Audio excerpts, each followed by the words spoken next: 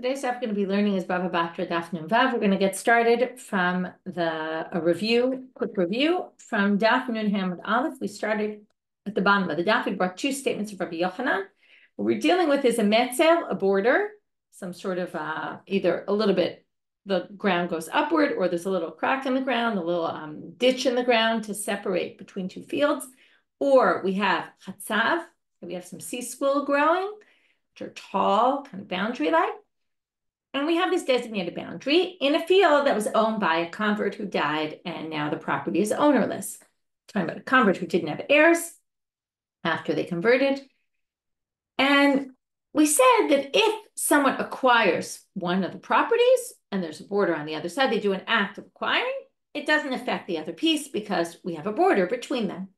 This is considered a border for that issue, but it's not necessarily, or there's a machloket about it, considered a border regarding pe'ah and regarding impurity, which we dealt with already yesterday. I won't go review that, what the issue is for those cases. Then we said, well, even the one who says, Ravin, who said in the name of Rabbi Yochanan, that it is applicable for pe'ah and it is applicable for impurities, but it's not applicable for Shabbat, to which Rava said it is applicable for Shabbat as well. Now we have to see what are we talking about regarding Shabbat. So we talked about yesterday that if you were to carry from the private domain to the public domain, and you were to, or the reverse, and you were to carry a half a fig, and then you were going to carry another half a fig in separate instances, but it was all one kind of forgetting that it was Shabbat, that you didn't remember in between, or you weren't told in between that it was for Shabbat or it was forbidden, we would combine those two together. But if it was two halamot, you were told, you forgot, and then you were told in between, then we don't combine them. Rabbi Yossi then said, and we'll go back to Rabbi Yossi, and I'll be a little more careful about how I translate Rabbi Yossi, the case, if it's one domain, then you will be obligated as long as, again, you forgot the whole time it was Shabbat, and we're only told after you did both halves. But if it was to two different domains, and the Rashbam here says, and it's based on the continuation of the Gemara there, which is what we mean is if I take out from my own private domain and I take it into a public domain, half a fig, and then I take it into a different public domain. Now we're going to have to talk about how we know these are two separate public domains. What are they separated by? And that's exactly going to be our case, which is, again, we're going to see a bunch of different things here. But if the two public domains are separated by chatzav or a metzel, then Rava will say that's considered separate, you're not obligated. And Ravin, who disagrees, will say, oh no, that's all considered one, that doesn't really count as a separation. Now we're going to see some other Tanaitic, some other Amoraim who have opinions about what is considered a separation here and what is not. But I'm a Rabbah, and then we'll get back to Rava, who was the one we were talking about. I'm a Rabbah, in order for them to be considered two separate public domains, we need to have something, a domain that would make you obligated a chatat if you were to go from the public to this domain and then to the other, let's say, or not even. But the point being, you have public domain, let's call it private domain, and public domain. If the two public domains are separated by a private domain, which would be, it would obligate you to bring a korban chatat if you would sin. That's just basically a code word for saying it's forbidden by Torah law to move from one to the other.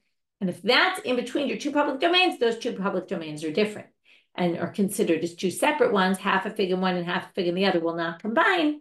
Aval karmelit lo. But if it's a karmelit, which is something that's closer to a public domain, but doesn't have all the criteria of a public domain, by rabbinic law, one cannot carry from private to karmelit to Reshut HaRabim. Okay, in other words, let's just say from Reshut HaRabim to karmelit, one can't carry, it's considered its own separate, distinct domain.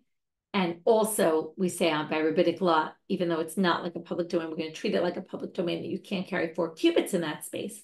But if it's a karmelit, which is only defined as a different reshut by rabbinic law, then that's not going to count. Abai amal afilu b'karmelit. Abai says even if there's a karmelit in between, that's enough of a separation between the two public domains.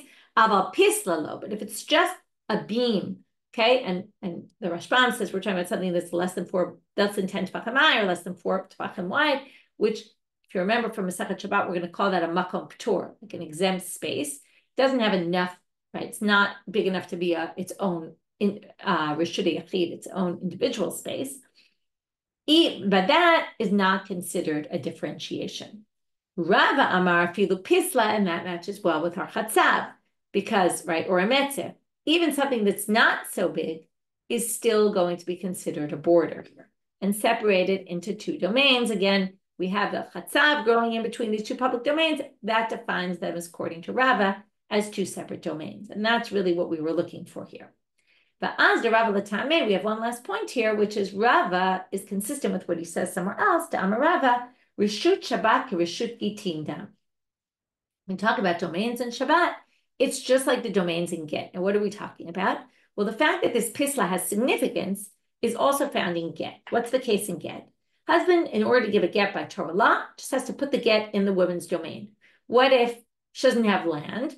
He can lend her land in his property and then put the Get in that, like lend her a courtyard or a part of a courtyard, and then throw the Get into that part of the courtyard, and it's as if she received the Get, because that property is hers right then.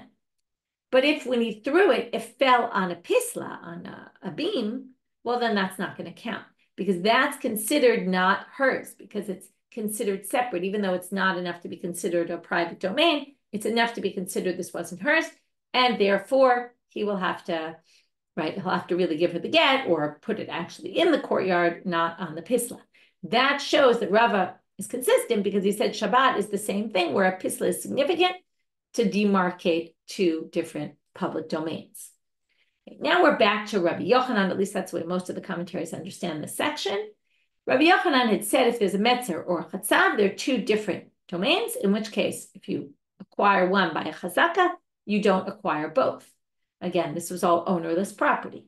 Ein sham lo metzer lo chatzav. What if there is no metzer or chatzav, and it's one big property, but maybe we view it as two different. In other words, it's a very big property.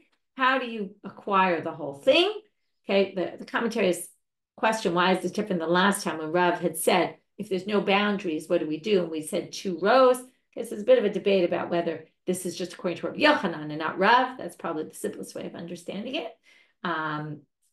Perish Rabbi, there's a few other ways of saying maybe they're talking about 2 different cases. Anyway, we'll keep it simple. Perish Rabbi Marinus Mishmos, or Rabbi Marinus explained in the name of Rabbi Yochanan, Kol shenikret al shmo.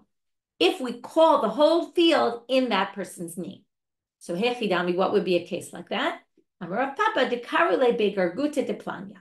If they say this is the field of the well of so and so, okay, which would mean that that person's well is used to irrigate the entire, right, this entire space. If people connect that space with the well, they call it, this is the well of so and so, or the land connects with the well of so and so. Then the whole thing is all considered one property, because it's all kind of watered from this person's well. So that would mean, right, obviously this person would be the ger, the convert, then you would be able to acquire the whole thing. And it sounds like we're talking even by just hitting it one time. Now the issue with the other sugi is there, it's also Rav Papa talking, and he says 2 rows, but here Rav Papa says, sounds like you just do one act of chazaka and it acquires the whole thing, and that's why all the commentaries are up in arms. But perhaps there he was describing, again, to me the simplest seems like there he was describing Rav, and here he's describing Rabbi Yochanan. Yativ Rav Acha bar Avia kamed de Rabbi Asi. So Rav Acha bar Avia was sitting before Rabbi Asi. The Yativ ka'amar mishmei de Rabbi Asi bar Chanina, and then he sat and said in the name of Rabbi Asi, the son of Rabbi Chanina, Chatzuva mafsik b'nechsei ager. This is just like Rabbi Yochanan. If you have a row of chatzuva, these quills, that separates for property of a convert. My chatzuva, why is chatzuva? Why are we talking about chatzuva? Amar Rav Yehuda Amarav, Shebo tichem Yehoshua liYisrael et haaretz. That's what Yehoshua used when he conquered the land, to separate the different sections of who was getting what portion.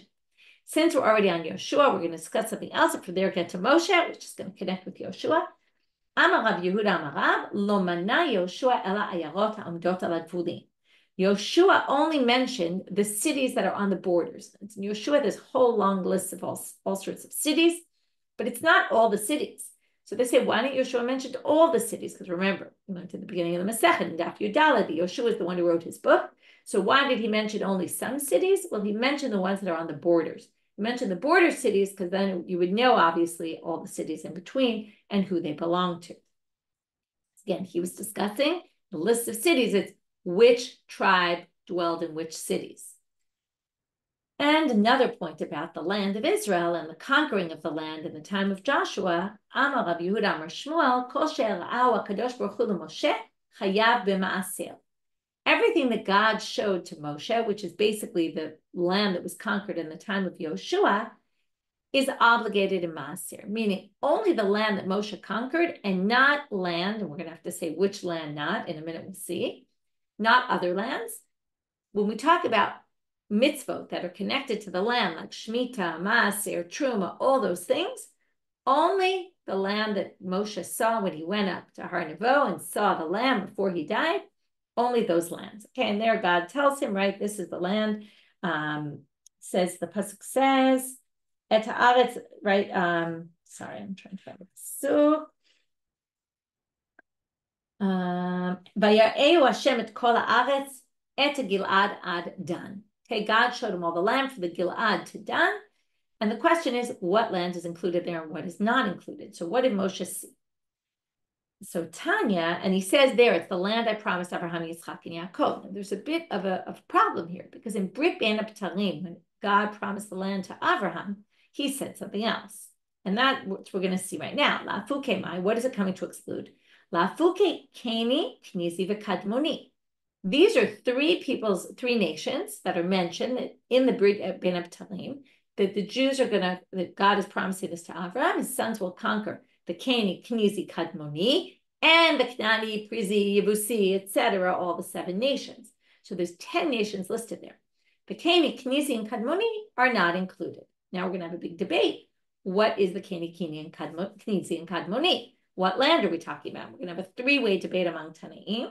Tanya, there's a brayta that says, and we'll try to give it a place. Okay, the Quran has some good footnotes about it, but it's still not 100% clear. Rabbi Meir Omer, Naftucha Arava'a Vishalma'a. Okay, Naftucha, the claim is Nabatean, because Pei and Bet often switch. And so Naftucha is like Nabatucha. And Shalma'a is also a Nabatean tribe. Okay, these seem to be discussing areas in the Transjordan area.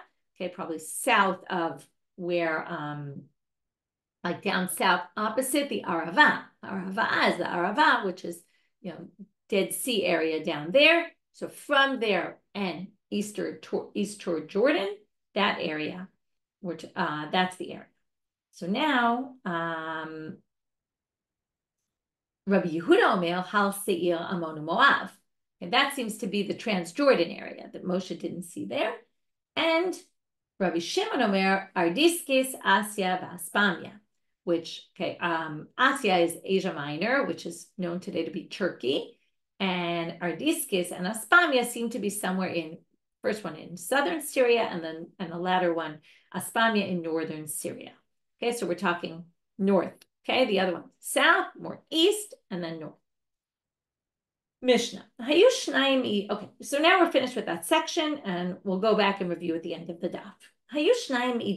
Now, until now, we were talking, we took a shift from our chapter, and we started talking about acquiring items by chazaka. And that's how we got into, maybe we will review right now, that's how we got into chazaka of ownerless property, and how this chatzav and the metzer could be a separation, which then got us into the topic of Tuma and of Peah and separations and Shabbat. That's where we started today.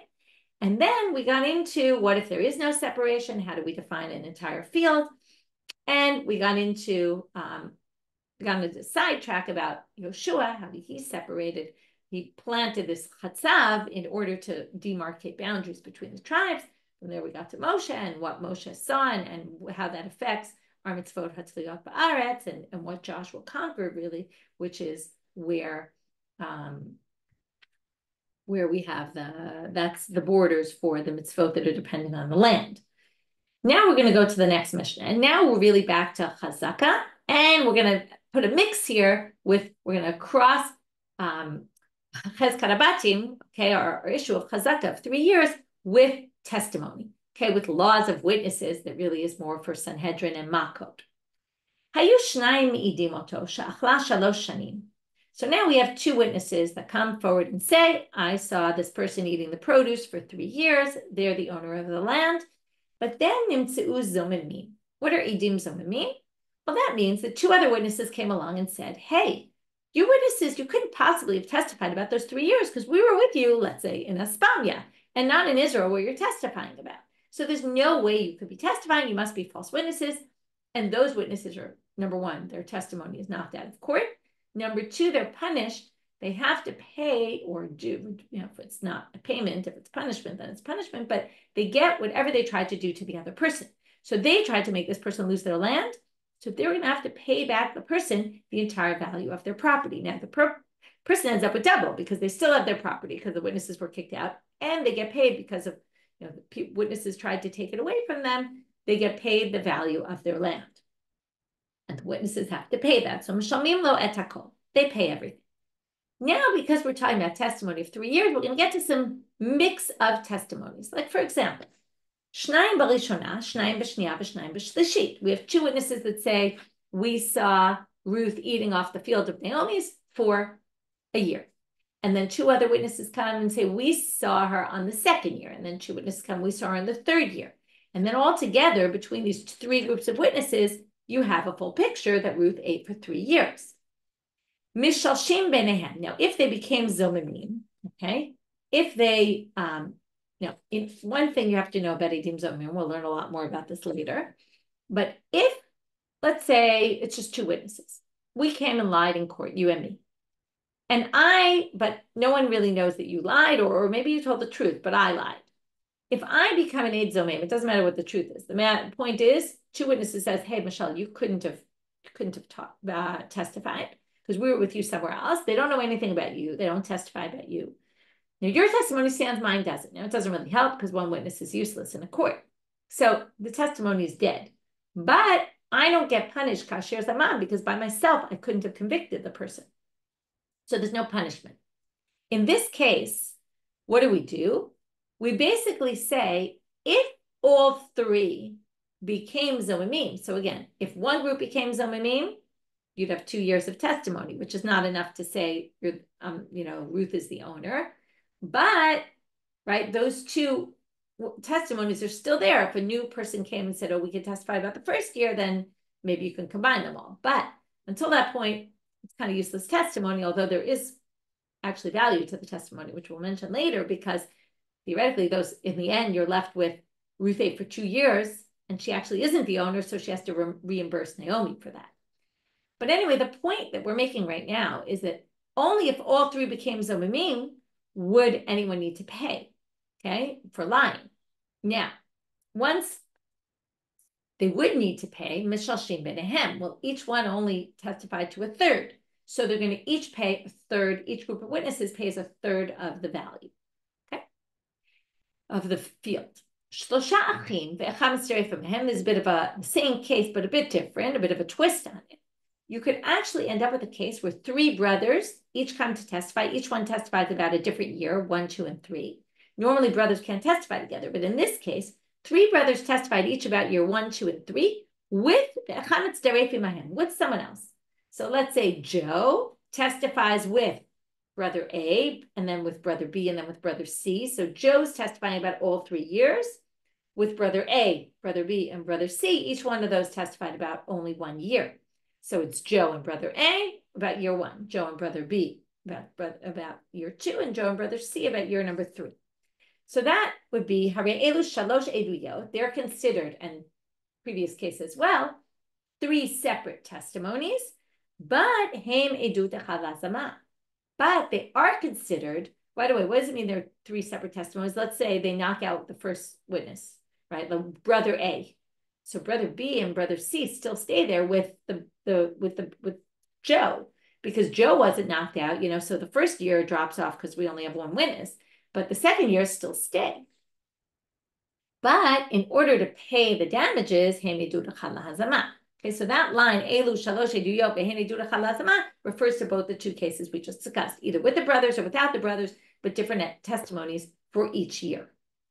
The Gemara now points out, the Mishnah doesn't follow Rabbi Akiva's position. How do we know? Tanya, we have the following. Brighter, the Rabbi Yossi tells us, Amar Rabbi Yossi, Kshalach Abba Chalafta, which is his father, my father Chalafta, When he went, Eitzel Rabbi Yochanan ben Nuri lomod Torah, he's telling us kind of a story. When my father went to Rabbi Yochanan ben Nuri to study Torah, some people have the opposite version, which is Rabbi Yochanan ben Nuri Eitzel Abba Chalafta lomod Torah. Rabbi Yochanan ben Nuri was the student, Rabbi Abba Chalafta was the teacher. Okay, either which way.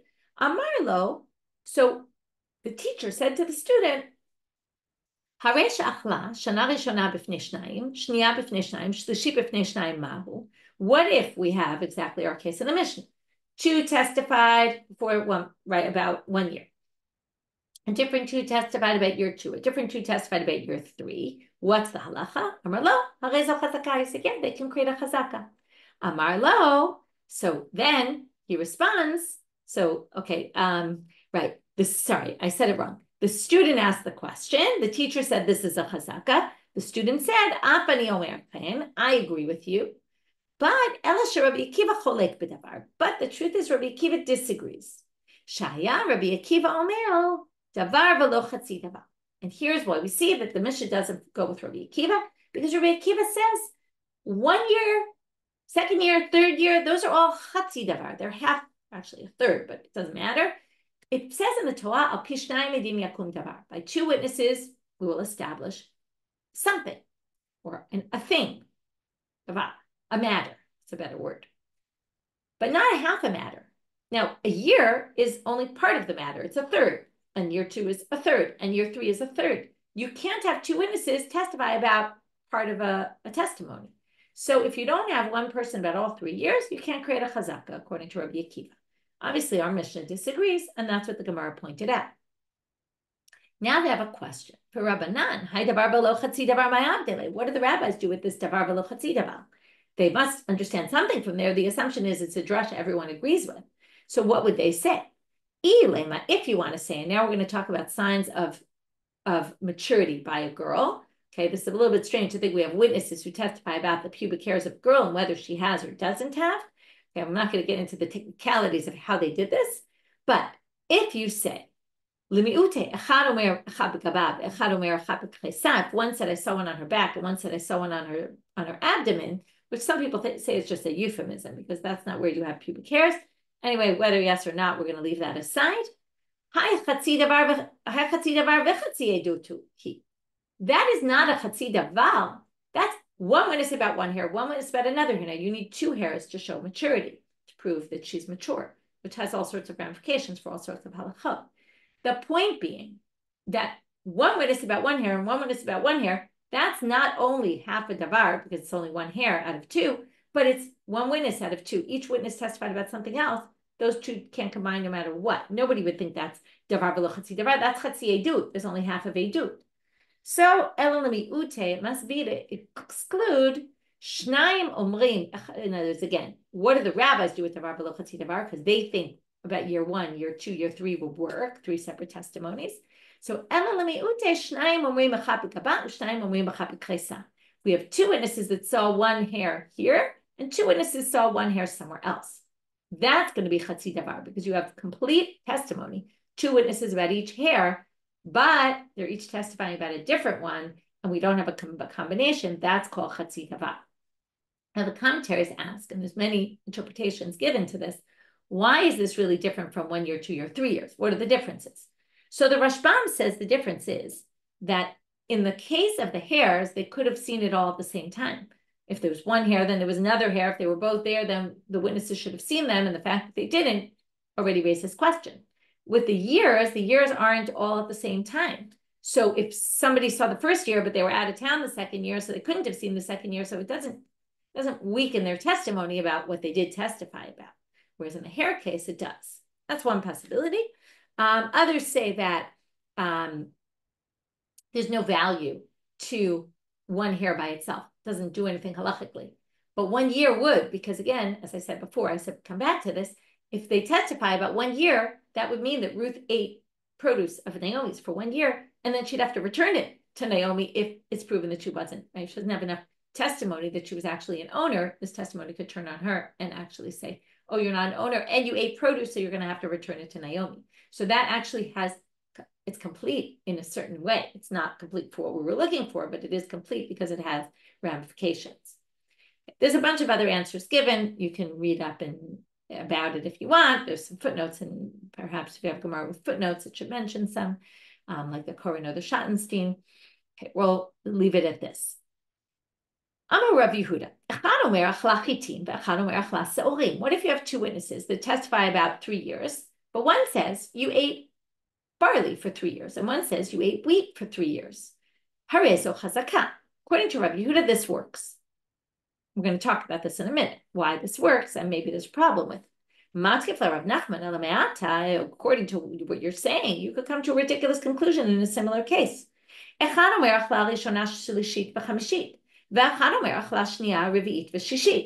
So according to you, if one witness said they ate years 1, 3, and 5, and the other one said they ate years 2, 4, and 6, what, you're going to combine them? Because each one said a year, just like each one said wheat, each one said barley, each one said a different year. You're going to combine them?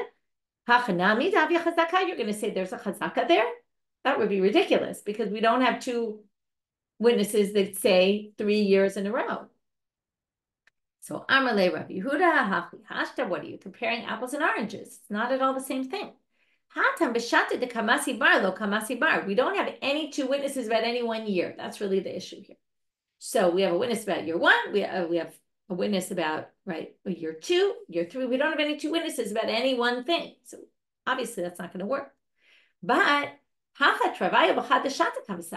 it comes to the wheat and the barley, they're both testifying about the same year. Or what can we say? But between chitim and solim, people don't pay attention. They were paying attention to the fact this person took the produce. They weren't really paying attention to was it barley or was it wheat? This is a very big question. I said this whole section really is all Shiur and Sanhedrin. There we're going to get to about testimony. What contradictory, if we ask the witnesses questions and we grill them and we find out they disagreed about certain details, what clothes was the murderer wearing? What color clothes? Is that going to knock out their testimony or not? Right? Which details do we assume they paid attention to that are critical details and which are less critical details? Certainly what they ate is not as critical, so therefore it's not the same as your 1, 2, 3, 4, 5, 6. Okay, that's it for today's daf. The next section is just a quote from our Mishnah, so we'll leave that. We're going to go back to the Mishnah tomorrow and deal with another topic. But what we did do, already summarized the first part. From the second part, we talked about witnesses for 1, 2, year 1, year 2, year 3. We can combine them, right? Except that Rabbi Akiva says we can't, because that's chatzi davar. What do the rabbis think is chatzi davar? We talked about 2 about one hair, 2 about another hair, and we talked about some possible differences between them. And then we got to the case of the chitim and the sorim, which we ended with. And with that, we finished for today. Wishing everyone a good day.